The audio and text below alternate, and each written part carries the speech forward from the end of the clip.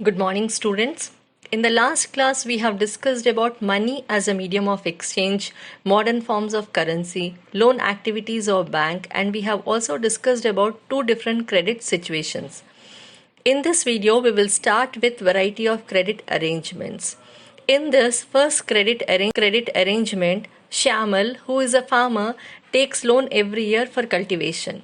Earlier, he used to take loan from money lender who used to charge 5% interest per month, which means 60% per annum.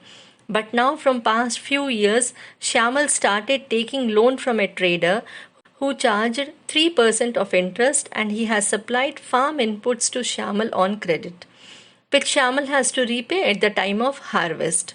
The trader gets the promise from the farmer that he has to sell his crops only to him. So the farmer cannot sell his crops to any other trader.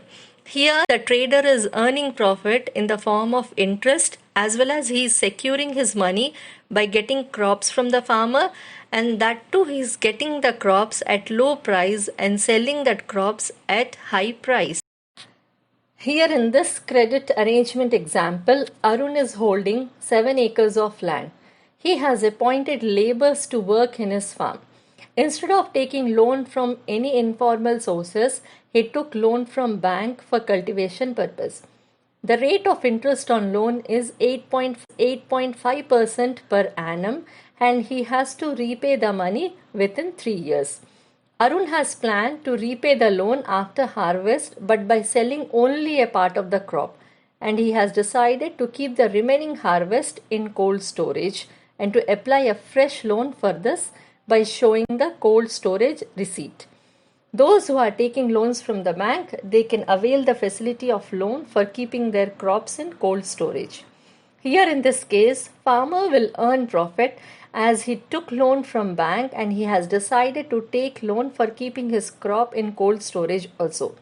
He has planned not to sell the crop immediately after the harvest. He said that he will wait for the prices to increase his profits. Here in this case, Rama is an agricultural labor who works in others' field. Sometimes she gets work, sometimes for months she does not get any work. She has to take loan to meet her daily expenses. She takes loan from landowner who charges an interest of 5% per annum. By working in the field of landowner, she repays the money, and sometimes without clearing the previous loan, she takes another loan. Rama is totally dependent on landowner for employment as well as for credit, even though the landowner does not treat her properly. Not only Rama, there are lakhs of agricultural workers who are dependent on landowners for both employment and for loans. These landowners exploit the workers by not paying them wages properly. A cooperative means an organization owned as well as controlled by the people. Cooperatives are different from other forms of business because they work for the benefit of members rather than to earn profits. In rural areas, farmers get benefit from cooperatives because they give loans at low rate of interest. There are different types of cooperatives like farmers cooperatives, weavers cooperatives, industrial workers cooperatives. Here we will discuss about Krishak cooperative. It has 2,300 farmers as members. They take deposits from the members and they use that deposits as collateral to get loan from bank. Once the repayment of loan is done, they get a fresh loan from bank. Krishak Cooperative provides loans for the purchase of agricultural implements, loans for cultivation and agricultural trade, fishery loans, loans for the construction of houses, and for a variety of other expenses. Now we will discuss about formal and informal sector of loans. In that, first I will tell you about formal sector loans. Banks and cooperatives comes under formal sector. As we have already discussed that our central bank is Reserve Bank of India.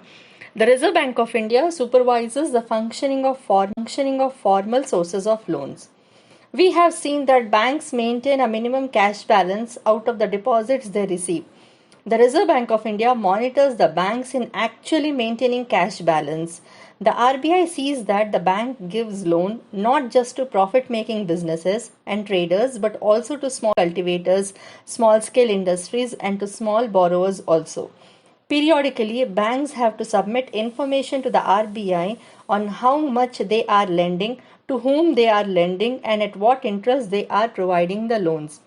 Formal sector do not charge high rate of interest, and collateral is an important feature of formal sector. Banks do not provide credit without collateral. Now, informal sector. Examples in informal sectors are money lenders, traders, employers, relatives, and friends. Here, they don't submit any reports to the Reserve Bank of India, and there is no organization to supervise the functions of informal sector. They don't maintain the records properly, and the rate of interest is high in informal sources. But the collateral is not required to get loans from informal sources.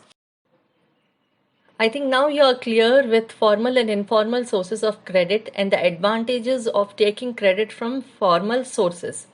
Formal sources of credit like banks and cooperatives have to expand their services in rural areas so that rural people can approach banks for loans and the dependency on informal sources reduces. At present in our country, rich households getting credit from formal sources and the poor people are still dependent on informal credit.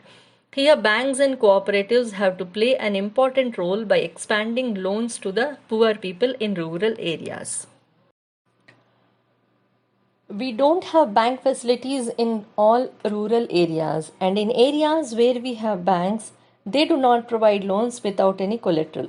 So, taking a loan from bank is very difficult for the rural people. But they get loans from informal sources without any collateral, without clearing the previous loan, they can again get a fresh loan. But they charge very high rate of interest and they don't maintain proper records.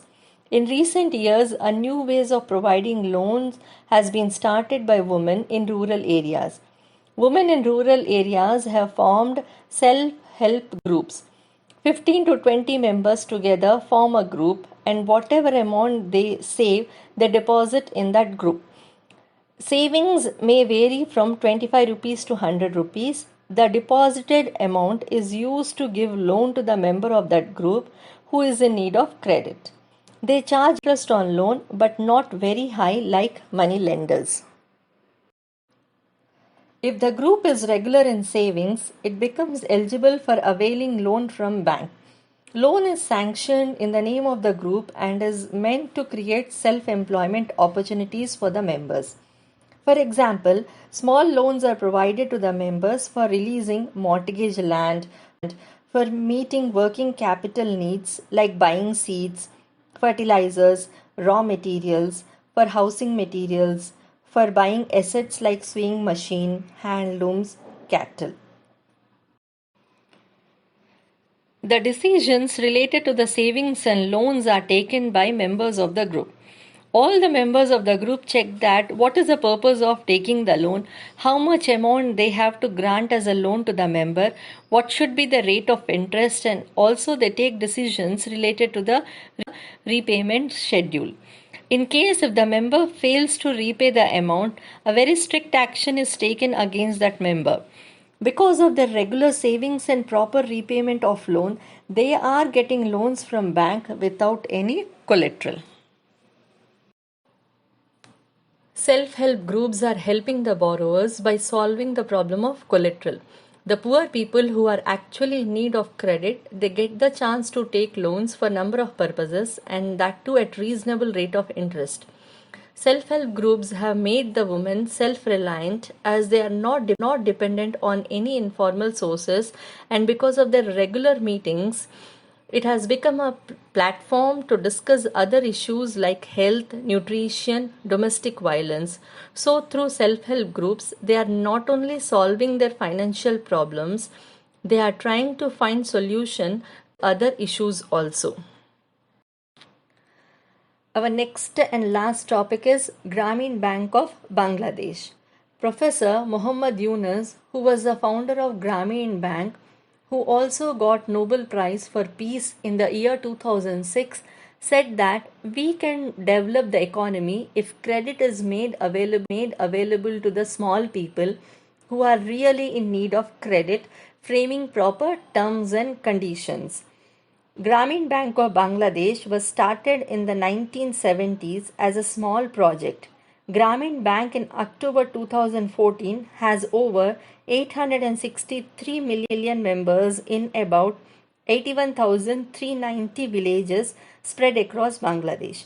Almost all of the borrowers are women and belong to poorest section of the society.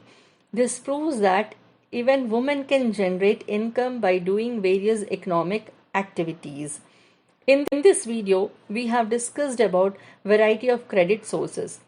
Rich households are taking loans from formal sources and poor sections of the society are still dependent on informal sources of credit where they have to pay high rate of interest. So in India, government has to make for sources of credit available to the poor. With this, we have completed the chapter Money and Credit. Thank you, children.